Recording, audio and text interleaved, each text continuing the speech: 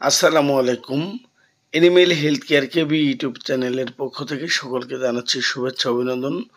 বন্ধুরা, আজকে দেখাবো গাভীকে কিভাবে সিজার করা হয়। এই গাভীটি গত 10 দিন যাবৎ পেটে বাচ্চা মারা গেছে, পেট অনেক ফুলে গেছে, প্রচুর পরিমাণ ফ্লুইড চলে আসছে, পানি অ্যাসিডযুক্ত ক্ষারযুক্ত পানি স্টমাকে প্রচুর পরিমাণ জমে গেছে।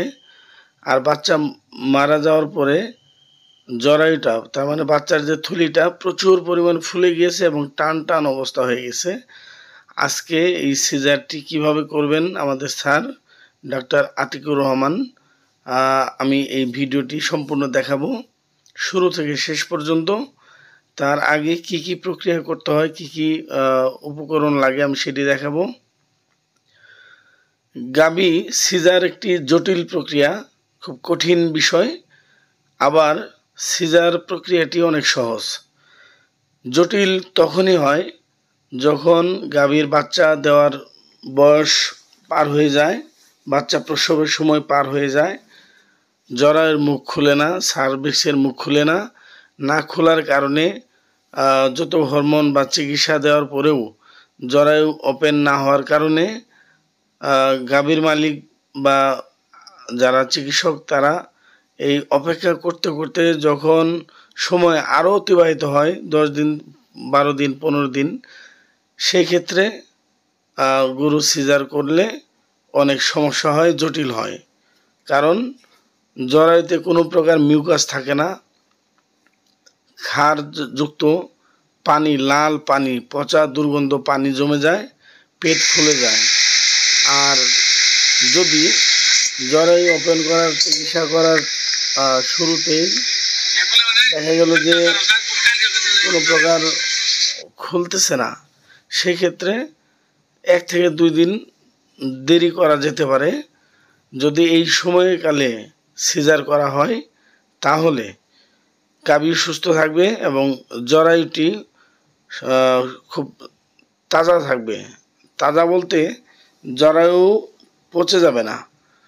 সেই ক্ষেত্রে সিজার খুব সহজ এবং ভালো অপারেশন হয়। যখন মাত্র অনেক লং টাইম হয়, জরায়ু পচে যায়, জরায়ুতে দুর্গন্ধ চলে আসে, বাচ্চা মারা যাওয়ার পরে বাচ্চা ফুলে যায়, বাচ্চা প্রচুর দুর্গন্ধ হয়, জরায়ুর যে কোষগুলো, ইউটেরাসের কোষগুলো একদম নরম হয়ে যায়, ছিঁড়ে যায়।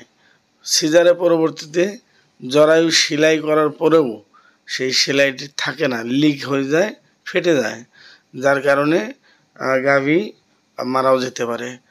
তো সহজ প্রক্রিয়া আমি এই জন্যই বললাম, যত দ্রুত সম্ভব যদি সার্ভিক্সের মুখ না খুলে চিকিৎসা করার পরেও সেই ক্ষেত্রে দ্রুত সিজার করলে গাভী ভালো থাকবে এবং জরায়ুটিও লাল টকটকে থাকবে।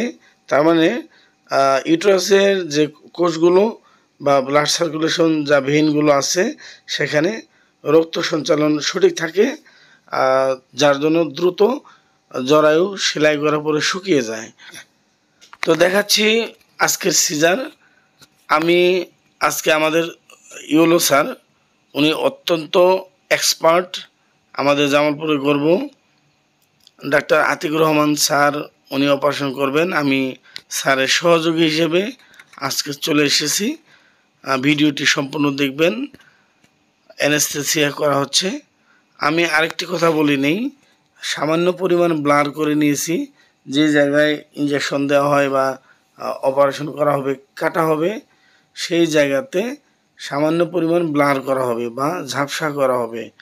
কারণ ইউটিউবে কোনো প্রকার ইঞ্জেকশন প্রয়োগ বা কোনো প্রকার লাল জাতীয় কিছু বা রক্ত জাতীয় কোনো কিছু দেখলে ইউটিউব থেকে চ্যানেলে স্ট্রাইক দেয় বা লাল ক্রসিং দিয়ে দেয়, তাতে চ্যানেলের অনেক ক্ষতি হয়।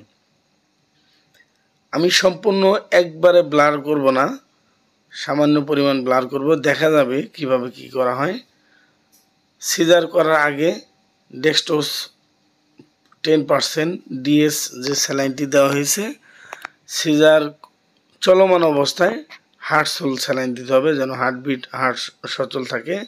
আর ডেক্সট্রোজ সিজার করার আগে দিতে হয়। এনার্জি যেন ফল না করে স্যালাইনের ভিতরে ফ্রিডাক্সোনাল প্লাস, অ্যামাইনোবিট প্লাস, বিউটাফসফেন, সাইলোকোবালিমিড এই সমস্ত ওষুধ স্যালাইনের ভিতরে দিয়ে নিতে হবে। আমাদের স্যার এখন অবশ্য করছে স্থানীয় অনুভূতিনাশক ইনজেকশন চামড়া নিচে প্রয়োগ করছেন যেখানে কাটা হবে। আর অলরেডি অপারেশন শুরু হয়ে গেছে, দেখতে থাকুন।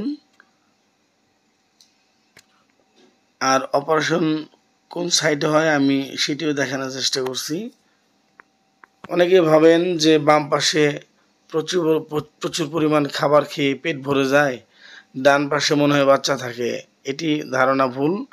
কারণ যখন বাচ্চা 10 মাস বা 9 মাস হয়ে যায় সেই ক্ষেত্রে বাম পাশ বা ডান পাশ বলে কিছু থাকে না। বাচ্চা ইন্টেস্টাইনের পিছনে বা বড় যে স্টমাকের পিছনে ইউটেরাস এবং স্টমাক পাশাপাশি লেগে থাকে। বোঝার উপায় নেই কোনটা স্টমাক কোনটা ইউটেরাস, কারণ স্টমাকের যে পার্টটা বড় পার্টটা সেটিও যেমন দেখতে, আর যে জরায়ুর যে অবস্থানটা সেটিও একই অবস্থায় দেখতে, যার জন্য চিহ্নিত করা খুব মুশকিল হয়ে যায়। তো এ ধরনের বিপদ আপদ হলে অবশ্যই প্রত্যেকটা উপজেলা বাংলাদেশের প্রত্যেকটা জায়গাতে ভেটেরিনারি সার্জন, ডিবিএম স্যার রয়েছেন, ইউলো স্যার রয়েছেন, বিএস স্যার রয়েছেন, তাদের শরণাপন্ন হবেন। তাহলে সঠিক চিকিৎসা সঠিক কিছু পাবেন। আমরা বাম পাশে কাটার পরে আমরা যে বাচ্চাটি বের করার জন্য চেষ্টা করেছি, আমরা এখন বাচ্চাটি বের করব। তো অপারেশন অলরেডি করা হয়ে গিয়েছে। ভিডিওটি বিশাল অনেক লম্বা হবে, 1 ঘন্টার মতো, যার জন্য একটু শর্ট করা হয়েছে। অপারেশন শেষ, অপারেশন পরবর্তীতে গাভীর যে অবস্থাটি দেখতে পাচ্ছেন এখন অনেকটা স্বাভাবিক। স্যালাইন, ডেক্সট্রোজ স্যালাইন অপারেশন পরেও আবার করা হয়েছে। এইভাবে 3 থেকে 4 দিন ডেক্সট্রোজ দেওয়া হবে।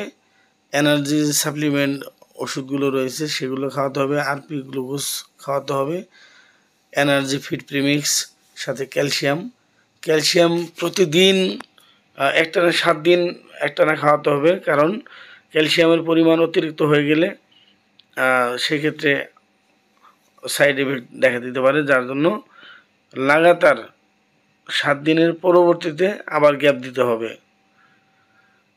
শুধু ক্যালসিয়াম না, প্রচুর পরিমাণ অ্যান্টিবায়োটিক দিতে হবে, যেহেতু বড় অপারেশন।